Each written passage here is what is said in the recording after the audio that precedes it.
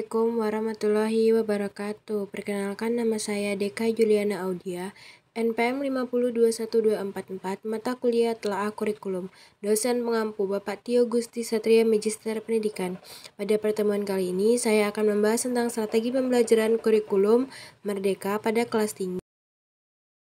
Pengertian strategi pembelajaran kooperatif. Strategi pembelajaran kooperatif adalah pendekatan atau metode pembelajaran yang melibatkan kerjasama antara siswa dalam kelompok untuk mencapai tujuan pembelajaran. Dalam strategi ini, siswa saling bekerja sama, berinteraksi, dan berbagi pengetahuan serta pemahaman mereka dengan anggota kelompok lainnya. Pada dasarnya, strategi pembelajaran kooperatif bertujuan untuk menciptakan lingkungan belajar yang kolaboratif dan mendukung perkembangan sosial, kognitif, dan afektif siswa. Dalam strategi ini, siswa saling membantu dan saling mendukung dalam memecahkan masalah, berdiskusi, dan menghasilkan pemahaman bersama.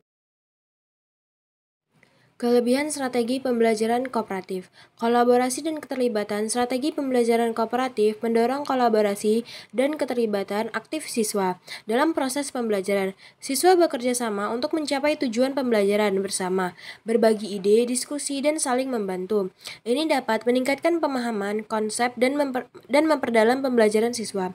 Pengembangan keterampilan sosial. Melalui strategi pembelajaran kooperatif, siswa memiliki kesempatan untuk mengembangkan keterampilan sosial seperti kerjasama, komunikasi, pemecahan masalah dan bersama, dan negosiasi. Next, pemecahan masalah yang kreatif. Dalam kelompok kooperatif, siswa diajak untuk berpikir secara kritis dan kreatif.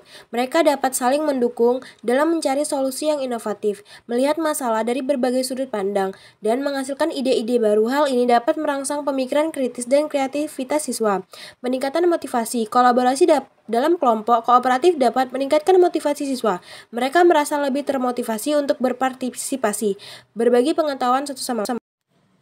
Kekurangan strategi pembelajaran kooperatif. Dalam kelompok kooperatif, ada kemungkinan perbedaan dalam kegiatan kemampuan siswa. Siswa yang lebih mampu mungkin mengambil alih tugas-tugas yang lebih menantang, sedangkan siswa yang kurang mampu dapat mengandalkan siswa lain untuk menyelesaikan tugas-tugas mereka. Hal ini dapat menyebabkan kesenjangan pembelajaran antar siswa. Dalam beberapa kasus, siswa yang lebih pasif atau lebih kurang percaya diri mungkin cenderung menghindari kontribusi aktif dalam kelompok. Mereka mungkin tergantung pada kelompok-kelompok yang lebih dominan atau kurangnya motivasi untuk berpartisipasi sepenuhnya. Ini dapat mengurangi manfaat pembelajaran kooperatif. Next, pemimpin dominan. Dalam kelompok kooperatif ada kemungkinan adanya siswa yang mengambil peran dominan dan mendominasi kelompok. Ini dapat menghambat partisipasi aktif dan keterlibatan dari anggota kelompok lainnya. Pemimpin yang dominan juga dapat mengarahkan kelompok ke arah yang tidak produktif atau mengabaikan ide-ide yang kontribusi dari kelompok lainnya.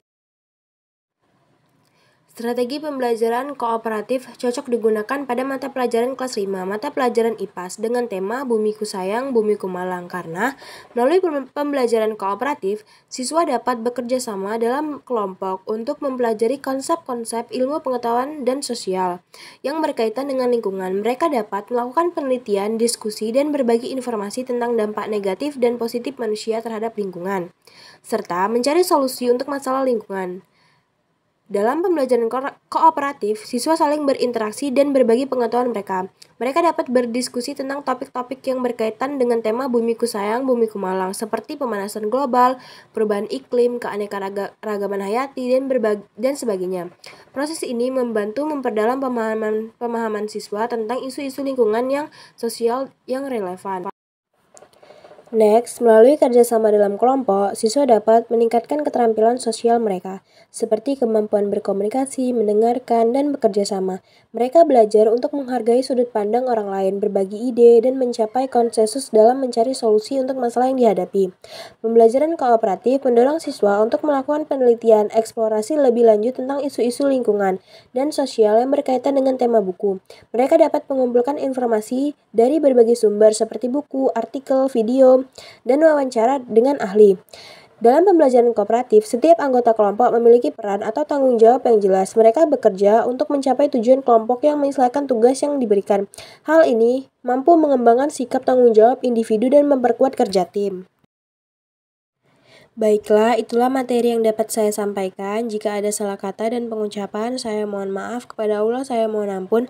Saya akhiri. Wassalamualaikum warahmatullahi wabarakatuh.